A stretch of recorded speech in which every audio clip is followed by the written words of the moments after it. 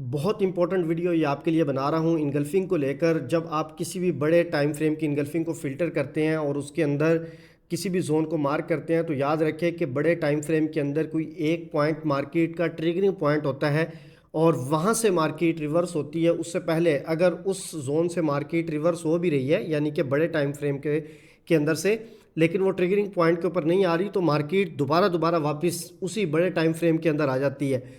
या तो हम उस ट्रिगरिंग पॉइंट से मार्केट को जो है पकड़ते हैं, वो चीज़ यहाँ पर मैं आपको बताऊंगा, वो ऑलरेडी भी बताई हुई है। और दूसरी इंपॉर्टेंट चीज़ ये चीज़ कवर करूंगा कि जब आप वो जोन फाइंड कर लेते हैं लेकिन मार्केट उस जोन में आने से पहले ही रिवर्स हो जाती है तो उसको किस तरह से हम फाइंड करें, ये दोनों चीज़ें मैं कवर करूंगा इसके अंदर।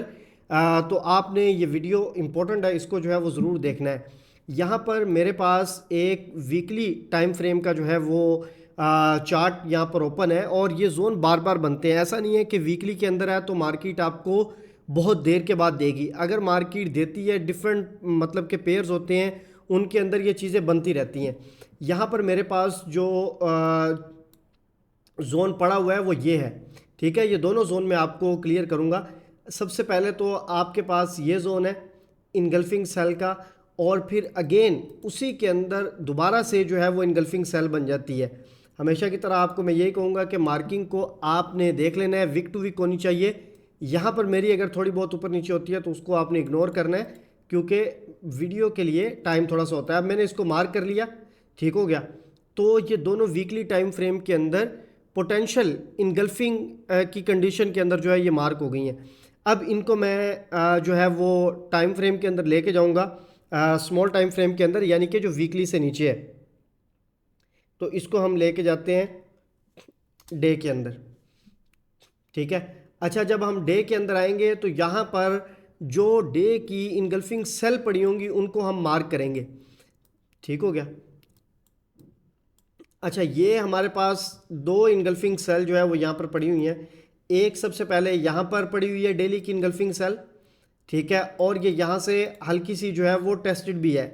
आपको याद होगा मैंने अभी रिसेंट एक वीडियो बनाई थी गोल्ड के ऊपर जिसमें मैंने बताया था कि इस तरह की अगर टेस्टिंग इनगल्फिंग होती है तो वो चल जाती है, बस उसका एक्सपेरिमेंट होना जो है वो ज़रूरी है।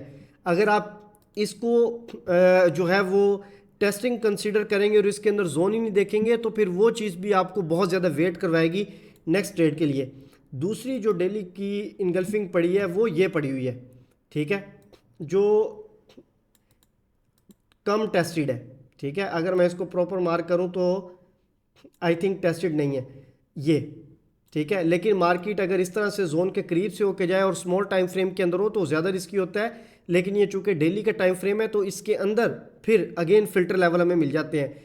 इस इनगल्फिंग सेल को मैं नहीं ले रहा, उसकी रीज़न ये है कि ये प्रॉपर टेस्टेड इनगल्फिंग सेल है।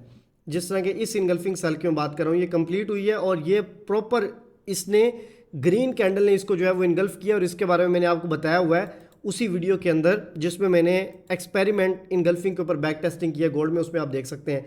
अब इसको सिंपल जो है वो हम H4 के अंदर लेके जाएंगे, ठीक है। ये जो दो हाईलाइटेड एरियाज हैं इनके अंदर हम जोन को जो है वो मार्क करेंगे, ठीक है। हम वीकली सबसे पहले हमने कौन सा जोन उठाया, वीकली का पोटेंशियल जोन उठाया और उसके बाद फिर हमने उसके अंदर से जो डेली की इनगल्फिंग सेल पड़ी हुई थी वो ली है। और यहाँ पे अब उसके अंदर हमारे पास ये H4 की है।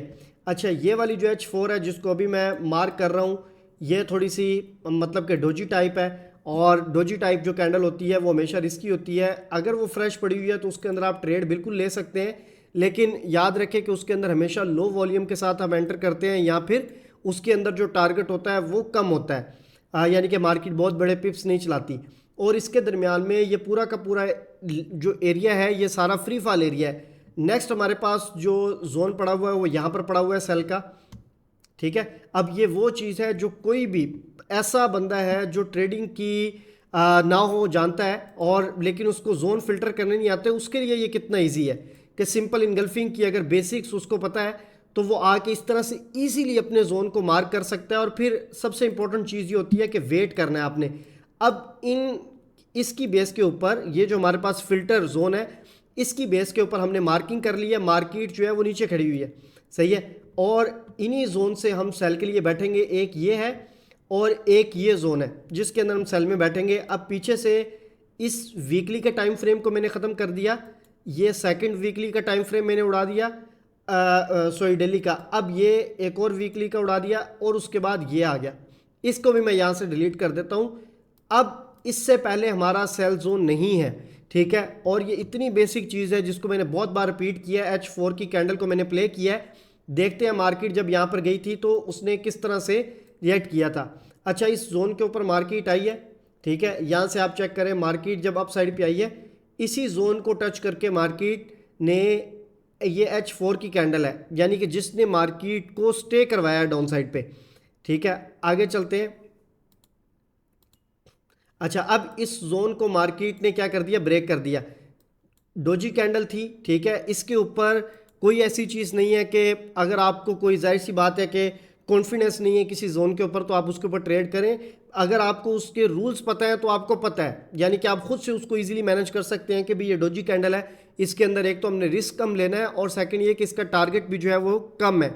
मार्केट अगर इस जोन से चलेगी, अपोजिट कितना आई है, ये 12 पिप्स आई है। अच्छा, इसके अलावा अगर हम जोन देखेंगे तो वो 15 पिप्स का जोन है। बहुत सारे इस तरह के मतलब के जो है मुझे मैसेज आते हैं कि जोन बड़े बनते हैं तो क्या करें। करेंसीज के अंदर मोस्टली जोन जो आपके होते हैं वो छोटे ही बनते हैं, ठीक है। अगर 20-25 पिप का जोन बन रहा है तो वो ठीक है, उसको आप लेयरिंग के अंदर लेके ट्रेड कर सकते हैं। इसके अंदर मार्केट आलमोस्ट कोई वही आप कह सकते हैं कि 37 पिप्स जो है वो ड्रॉप हुई है। और जब फर्स्ट टाइम इस जोन के अंदर आई थी तो यहाँ से ऑलमोस्ट कोई 40 पिप्स ड्रॉप हुई थी, ठीक है। तो ये जोन डोजी का था लेकिन उसने मार्केट को स्टे करवाया। सेकंड जोन जो है वो अपसाइड पे है और ये वीकली का जो है वो जोन है, ठीक है। मार्केट गई है उसको,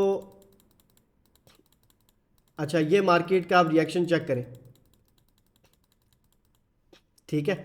अब ये मार्केट का रिएक्शन है इस जोन के ऊपर, जो आपको एडवांस पता था और आपने ऑलरेडी उसको फिल्टर करके अपने पास रखा हुआ था कि मार्केट आएगी। क्योंकि वीकली के टाइम फ्रेम के अंदर अगर आप देखेंगे तो हो सकता है कि 200 पिप्स का जोन हो, कंप्लीट जोन की मैं बात कर रहा हूँ वीकली के अंदर। डेली के अंदर जाते हैं उसकी भी जोन हो सकता है कि 50-60 पिप्स का, 70 पिप का जोन हो। लेकिन जब आप फिल्टर करके H4 के अंदर आते हैं तो वहाँ पर, अब यहाँ पर देखें आपको हार्डली 20 पिप्स का जो है वो जोन मिल रहा है। लेकिन उस 20 पिप्स के जोन ने मार्केट को कितना चलाया है, ठीक है। चलें इसके अपोजिट तक भी अगर आप देखें तो जो है वो 100+ पिप की जो है वो मार्केट ने मूव दी है।